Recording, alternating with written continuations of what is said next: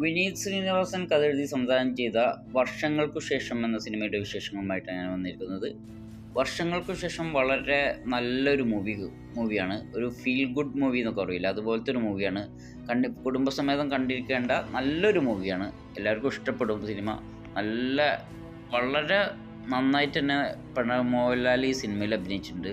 പ്രണവ് മോഹൻലാലിൻ്റെ ഇതുവരെ കാണാത്തൊരു പെർഫോമൻസ് തന്നെയാണ് ഈ സിനിമയിലുള്ളത്.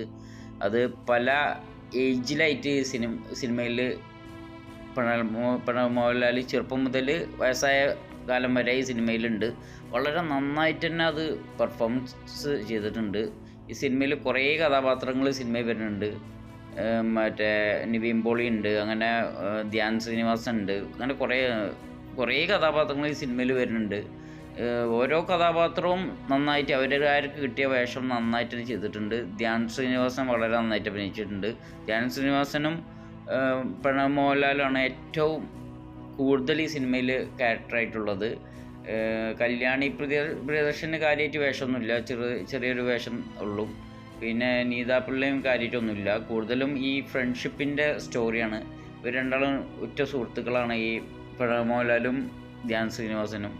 പിന്നെ പുതിയ കാലഘട്ടവും പഴയ കാലഘട്ടവും കാണിക്കുന്ന സിനിമയിൽ ഒരു സിനിമ തിരക്കഥ മ്യൂസിക്കിനോട് അനുബന്ധിച്ച് ഉള്ളൊരു മൂവിയാണ്.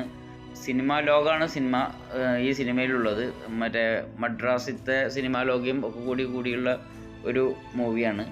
സിനിമ മേക്ക് ചെയ്തിരിക്കണവും പഴയ കാലഘട്ടം സെറ്റ് ചെയ്തിരിക്കണമൊക്കെ വളരെ നന്നായിട്ടുണ്ട്. അതുപോലെ തന്നെ സോങ്സൊക്കെ അടിപൊളിയാണ്. BGM എല്ലാം നന്നായിട്ടുണ്ട്. സിനിമ ഒന്നും പറയാനില്ല, അത്രയും നല്ലൊരു മൂവിയാണ്.